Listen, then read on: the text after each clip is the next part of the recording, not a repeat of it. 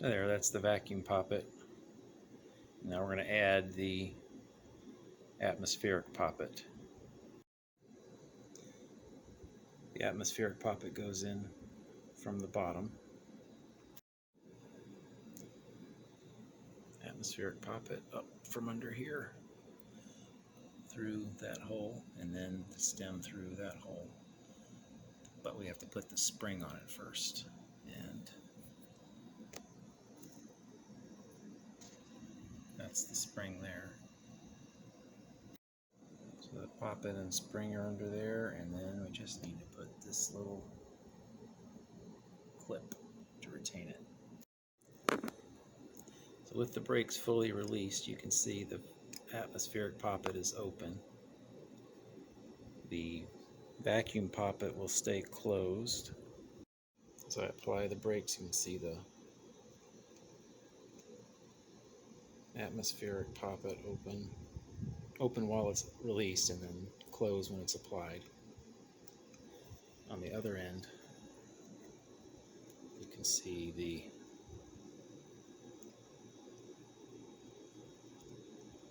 arm operates the poppets. So that's very easy to see on the Bendix. We also have this J spring that we'll hold down with a screw. That'll make it even more like it should be. So the J spring makes the default be the release position. So apply and the vacuum poppet opens. Over here the atmospheric poppet is open, but now we pull it closed. Not really ready to put this on yet, but once it's together you can see with the leather seal here, the poppets control whether air comes through here, whether atmosphere being allowed through to fill the upper chamber or vacuum to draw air out of the upper chamber. And now with the reaction plate or the reaction mechanism in there, you can see the atmospheric poppet sits wide open in the released format or in the release position. Just push it a little bit, it closes. Push it further, the vacuum poppet will open, but can't see that from here. Actually, if you look carefully inside this hole, you can see just a little bit of the vacuum poppet. And as I push in, it opens.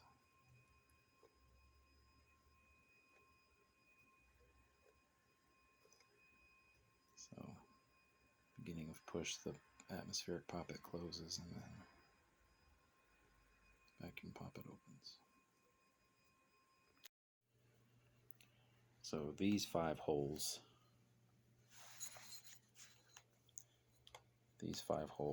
are the way atmosphere gets in. There's always air in here, and this will be covered over, but there's always be air in here. And the air control system controls whether air makes it from here through these holes, because these 4 holes lead to these 4, and that's what leads to the vacuum chamber. So whether air is allowed there or vacuum is allowed there is controlled right here. This rubber ring, which sits on the bottom of the floating control valve, when it's sitting here, it's blocking the vacuum.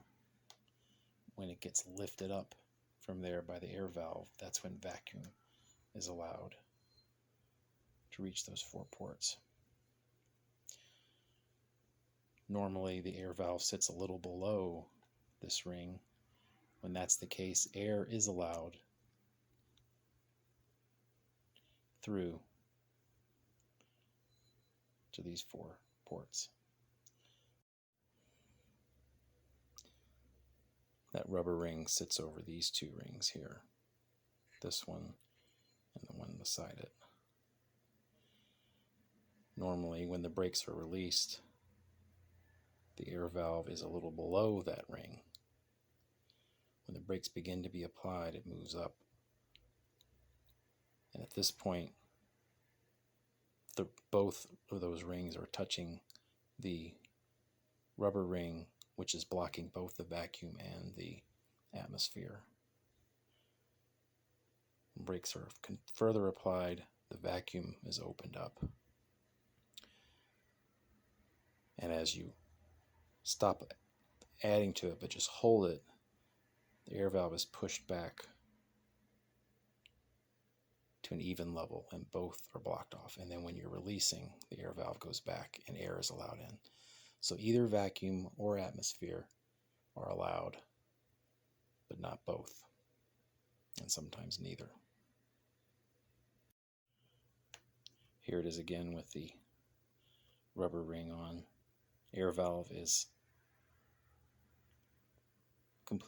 brakes are completely released, so air is allowed through.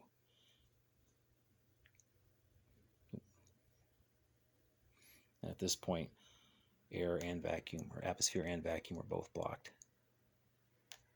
And now vacuum is allowed. Holding, neither, released, atmosphere. And that's basically how it works. Released, applied, holding, released.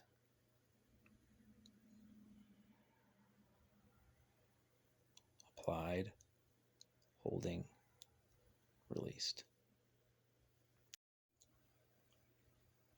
Holding is able to work the way it does because of the spring. So you apply the brakes, but then you stop pushing it, the spring pushes this back down.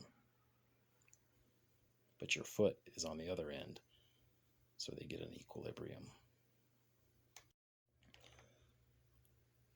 It's the rubber diaphragm that does the blocking of the atmosphere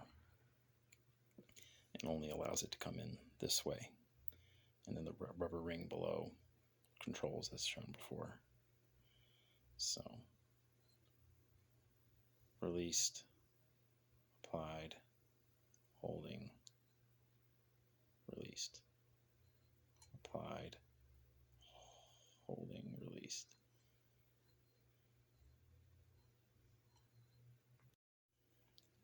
With the floating control valve fully reassembled, released, applied, holding, released.